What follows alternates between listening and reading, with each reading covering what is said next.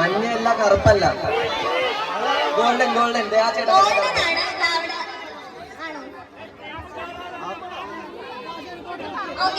ആ ചേട്ടൻ നടത്തി കേട്ടോ, ആ ചേട്ടൻ നടത്തി കേട്ടോ, ഒരാള് ആ ചേട്ടൻ നടത്തി കേട്ടോ.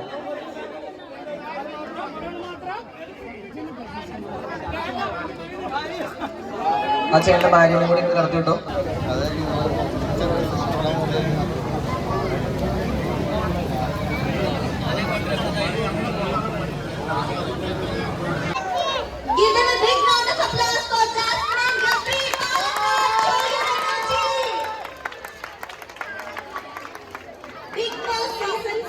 രണ്ട് താരങ്ങളാണ് നമുക്ക് ഇന്നിവിടെ എത്തിച്ചേർന്നിരിക്കുന്നത്. അപ്പോൾ നിങ്ങൾ Palakkad show your energy, give them a big round of applause.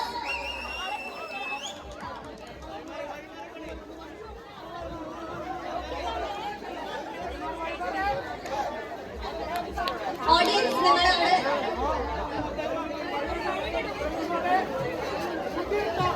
Big boss season 6-ലെ രണ്ട് താരങ്ങൾ ഗബ്രി ആൻഡ് ജാസ്മിൻ നമ്മുടെ പാലക്കാട് മണ്ണിൽ ഇത് എത്തിച്ചേർന്നിരിക്കുകയാണ്. എല്ലാവരും അവരെ ഒരു വലിയ കയ്യടിയോടെ തന്നെ സ്വീകരിക്കേണ്ടതാണ്.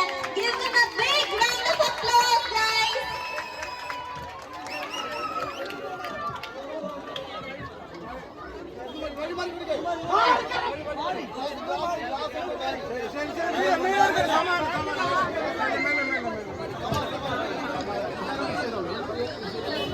ഷോറൂം വിസിറ്റിന് ശേഷം അവരിവിടെ സ്റ്റേജിൽ എത്തിച്ചേരുന്നതാണ്.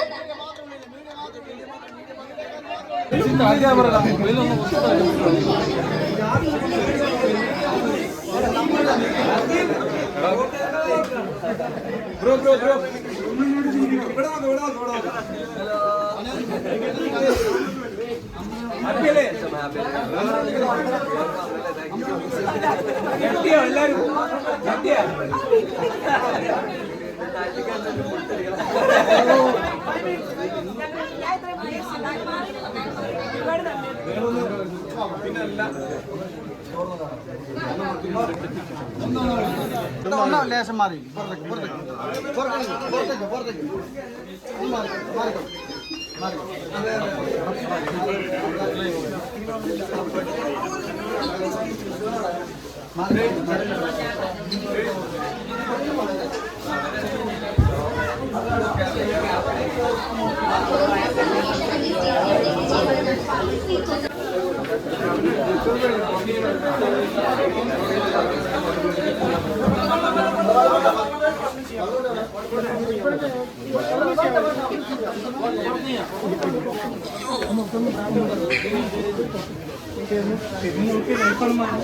പറയാൻ കിട്ടത്തില്ല, എന്റെ കൈകളൊക്കെ ഉറക്കുന്നത്.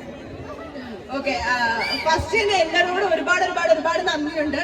ഇന്നലെ ഇതിനകത്ത് പറഞ്ഞതുപോലെ തന്നെ ഞങ്ങള് ഇപ്പൊ വരാൻ നേരത്തും പറഞ്ഞു ആരെങ്കിലും ഉണ്ടാവോ എന്തോ, ഞങ്ങളെ ഇഷ്ടപ്പെടുന്ന എത്ര പേരുണ്ടാവും. പ്രത്യേകിച്ച് പാലക്കാട് നമുക്ക് അങ്ങനെ അധികം അറിയാവുന്ന ഒരു സ്ഥലമല്ല പാലക്കാട്. പക്ഷെ ഇത്രയും പേര് വരും, ഇത്രയും സ്നേഹം ഉണ്ടാവും എന്ന് നമ്മൾ വിചാരിച്ചതേ അല്ല. പിന്നെ നമ്മുടെ സ്കൈ മൊബൈൽസിനോടാണ് നമ്മൾ നന്ദി പറഞ്ഞത്. ഞങ്ങൾക്ക് രണ്ടുപേർക്കും ഒരുപോലെ ഒരു അവസരം ഇങ്ങനെ തന്നു. ഇവരുടെ പുതിയ ബ്രാൻഡ് ഞങ്ങളെ വിളിച്ചിങ്ങനെ ഓപ്പൺ ചെയ്യുന്നതിൽ ഇവരോട് ഒരുപാട് നന്ദി. പിന്നെ നിങ്ങളോടും ഇതിൽ എടുത്തു പറയേണ്ടത്, അതായത് എനിക്ക് ഏറ്റവും കൂടുതൽ സ്പെഷ്യലായിട്ട് തോന്നുന്ന ഈ ഒക്കേഷനിൽ ഏറ്റവും സ്പെഷ്യാലിറ്റി ഫീൽ ചെയ്യുന്ന ഒരു കാര്യം എന്താണെന്ന് വെച്ചിട്ടുണ്ടെങ്കിൽ, ഞങ്ങൾ അധികം പബ്ലിക് ഇവന്റ്സ് ചെയ്യണ കാര്യത്തെക്കുറിച്ച് പ്ലാൻ ചെയ്തിട്ടുണ്ടായിരുന്നില്ല. ആ സമയത്താണ് വിളിക്കുന്നത്, സ്കൈ ഫോൺ ചെയ്യുന്നത്. അഫ്രീനെ വിളിക്കുന്നുണ്ട്. എന്നിട്ട് പറഞ്ഞു ഇങ്ങനെ ഞങ്ങളുടെ ഒരു ഷോപ്പിന്റെ ഉദ്ഘാടനമാണ്. അത് എന്താ പറയുക, സന്തുലിതാവസ്ഥ സംതിങ് ആണ് മലയാളത്തിൽ, എനിക്ക് കറക്റ്റായിട്ട് അറിയില്ല. ലൈഫിൽ ഒരു ബാലൻസ് കീപ്പ് ചെയ്യാൻ ആഗ്രഹിക്കുന്ന ഒരാളാണ് ഞാൻ.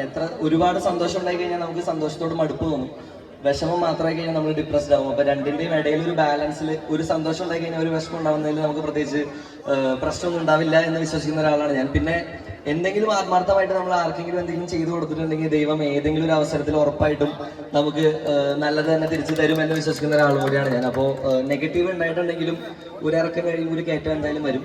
അപ്പോൾ ആ കയറ്റത്തിലാണ് ഇന്ന് ഞങ്ങൾ ഇവിടെ നിൽക്കുന്നത്. അപ്പോൾ ആ ഒരു അവസരത്തിൽ ഈ കയറ്റത്തിനെ കുറിച്ച് ഒരുപാട് സന്തോഷമുണ്ട്. നിങ്ങൾക്ക് ഇപ്പൊ നമ്മൾ പറയുകയാണെങ്കിൽ life before big boss and life after big boss നല്ല വ്യത്യാസമില്ലേ? അതെങ്ങനെ, അതിനെ കുറിച്ച് എന്താ പറയാനുള്ളത്? എന്തൊക്കെ വ്യത്യാസം തോന്നിയിട്ടില്ല? You are YouTube beauty blogger, അത് കഴിഞ്ഞിട്ട് ബിഗ് ബോസിലൊരു കണ്ടസ്റ്റന്റ്, അത് കഴിഞ്ഞ് പുറത്ത് വരുമ്പോഴേക്കും വ്യത്യാസങ്ങളില്ലേ, അതിനെ കുറിച്ചൊക്കെ എന്താ പറയാനുള്ളത്? ബിഗ് ബോസിൽ പോയതിനു ശേഷം ഞാൻ ഒന്നും കൂടെ ഒന്ന് സ്ട്രോങ് ആയി എന്ന് വേണമെങ്കിൽ പറയാം. ബോൾഡായി. ബിഗ് ബോസിൽ ഇപ്പൊ ഞാൻ പോവാൻ നേരത്ത് ഞാൻ കുറെ, നമുക്കിപ്പോ ഓൾറെഡി നമുക്ക് കുറെ ലൈഫ് എക്സ്പീരിയൻസ് ഒക്കെ കാണും.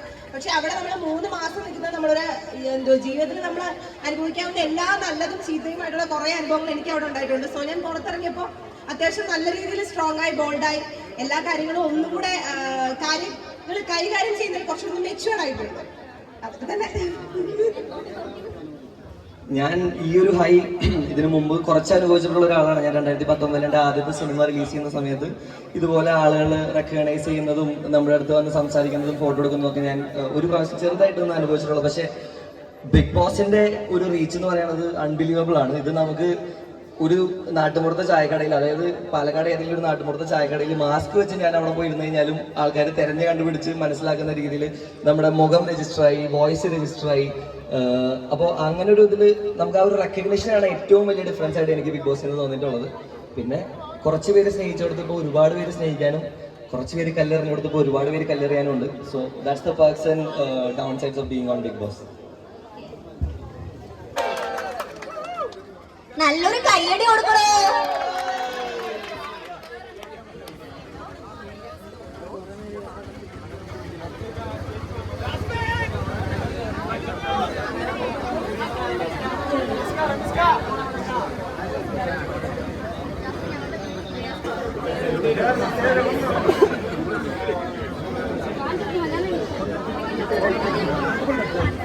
പറയും വായിൽ വരുന്ന പറഞ്ഞത് അവിടെ കളയുന്ന ഒരാളാണ്.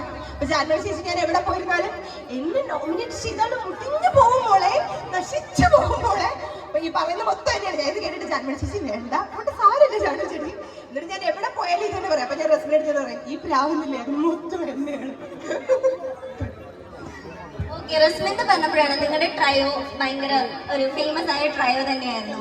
ആഫ്റ്റർ ബിഗ് ബോസും അതെങ്ങനെ പോകുന്നു? മഞ്ഞയല്ല, കറുപ്പല്ല, ഗോൾഡൻ ഗോൾഡൻ. ആ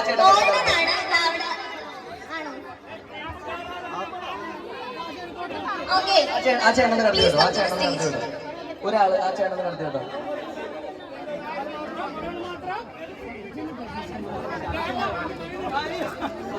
ആ ചേട്ടൻ്റെ ഭാര്യനെ കൂടി നടത്തി കേട്ടോ.